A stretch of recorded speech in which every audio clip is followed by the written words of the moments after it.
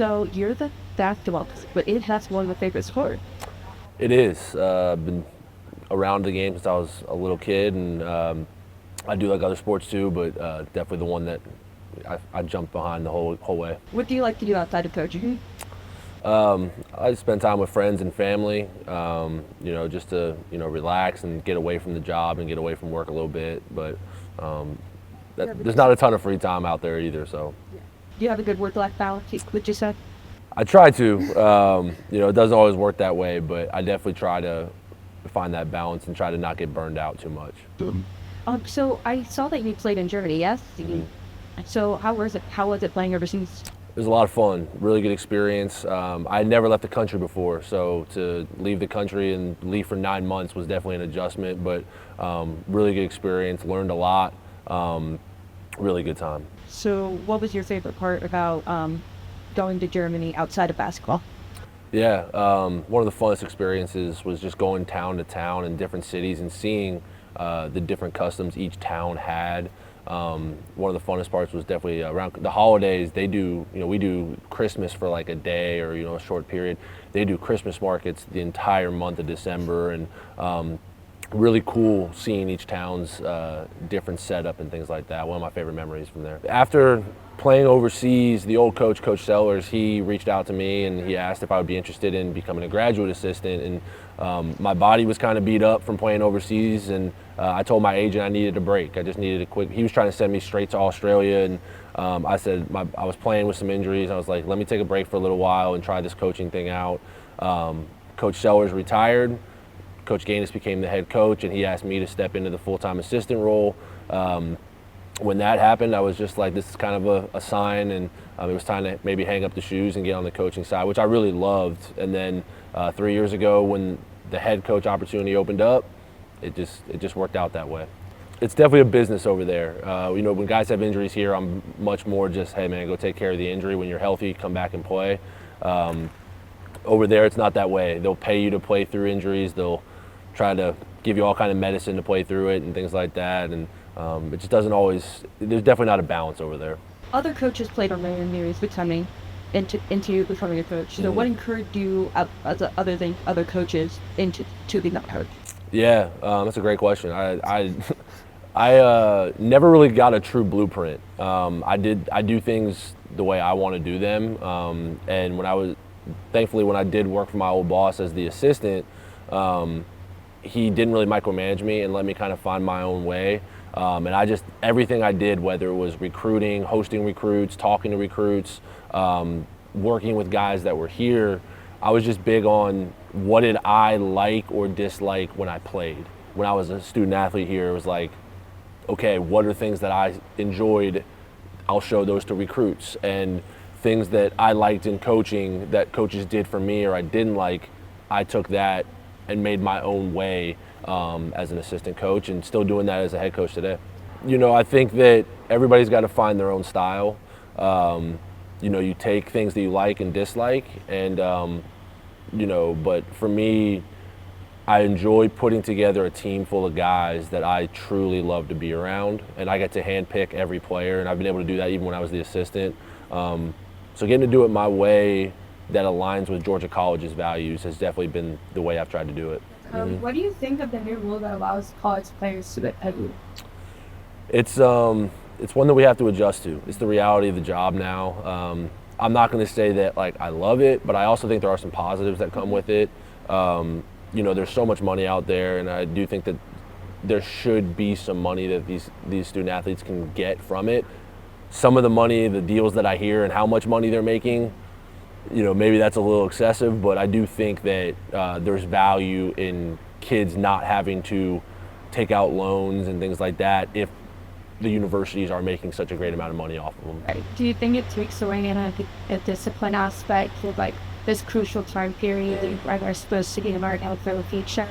Yeah, no, that's a great question. I've talked to a number of coaches that they're assistant coaches and head coaches at the Division I level where there is major money being handed out, and the kids are making more than the coaches. And so if you're a kid and you're like, well, I'm making more than you, will they listen? Like we kind of just talked about, where I'm hoping that my guys are like, okay, I want that career that he had, and maybe the chance to go play overseas and things like that. But on the flip side, these kids are already making more money than their coaches. I do know coaches are struggling with it. I do know that coaches are, the student athletes aren't listening the same way and respecting the coaches the way that they used to. So I do think there are some struggles there.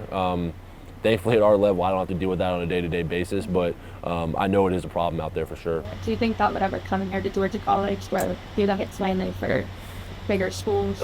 I think the amount of money that those schools are making, the Power 5 conferences, the SEC, things like that, the money that those schools are making, that won't ever get to our level. I do think I know there are Division II schools out there with NIL and kids making money, but not to the same level as what's going on up at that level. To get more personal, other than this job, did you have any other dream jobs, or was it always just basketball? You knew like that's what you wanted to do? I came to Georgia College. If you had told me that I would be the head coach here when I came here as a player, I would have said that just wasn't even a thought. I was a business major here. My dad was a businessman and CEO and things like that. So I kind of thought the business route.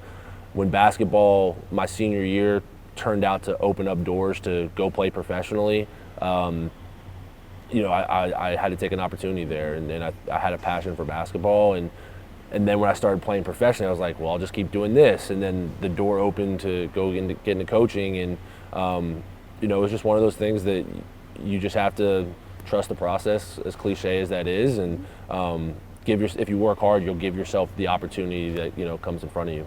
Do you have any superstitions about like regular games or like championships like that? I don't have any superstitions. I'm kind of like a creature of habit, so like I get ready for games the same way, I get ready for practices the same way, and just I try to teach our guys to get in that habit so that way you know what you're doing, and I like to lead by example. So I wouldn't say superstition or anything like that, but habits more so. I'm sure you built those habits over your years of experience. How do you think those through high school and college here at Georgia College or in Germany has shaped you as a coach? When I was in high school, I just kind of played. I just kind of, I was taller than everybody. I was maybe more athletic than other people, and it just kind of naturally came. As I moved up levels, you have to work harder, and in order to work harder, you see what's working and what's not working. And when things are working, that's what creates those habits. And that's kind of how I've approached everything, what I do. And when I see things aren't working, I'll change those habits. But as I find what works, I'll just kind of stick with it. How do you celebrate successes and also learn from failures, like as a team and as the team? Yeah, I think I need to learn how to appreciate those successes a little bit better. That's definitely one of those things I haven't been great at. I've always just been, when you achieve something, what's next? Like, that's kind of been the mentality I've always had. But I think that I'm learning to appreciate those successes a little bit better because they're harder and harder to come by, and you learn all the work you put into it, all the recruiting, all the travel, all the late nights and long, seasons, to try to step back and appreciate them when you do have those successes. But when we do have the failures, it's easy to learn from those. You talked a lot today about recruiting. Mm-hmm. Do you look in recruits for more natural talents or more like developing skills that you can work on and like nurture? It's a good question. I've definitely shifted over the years. We obviously have to have high academic students. That's the first thing. We recruit high school and transfers, and Georgia and international, all over the place. But I always want kids that are going to work hard and be coachable. You start with that. If there's a kid who's just going to have discipline issues and not going to fit in, and I'm going to have to coach that piece of it, I don't want to deal with that. There's a lot of really talented players out there. So I want guys that have those intangibles first, and then we'll look at the talent piece. But a lot of times we'll develop them, we'll work with them, and we're okay if a kid needs to put on 15 pounds of muscle or needs to improve their jump shot in a little bit of ways. But I think you got to look at the intangibles first before you get to the skill piece. Good. How do you think your relationship with your players and with your fellow teammates when you played impact your relationships both in and outside of the sport as a person? Yeah. Somebody asked me the other day, I had a recruit and their mom on campus, and they literally asked, what's your favorite thing about the job? And for me, it's always been the relationships. When alumni are coming back for whether it's homecoming or just a random Saturday game. I just always love to spend time with them because that's the fun part of the job, is to meet new people and develop those relationships on and off the court. And when I see these guys, getting married and having guys who are in their weddings years and years down the road, and I hear that they're still living together and know each other and things like that.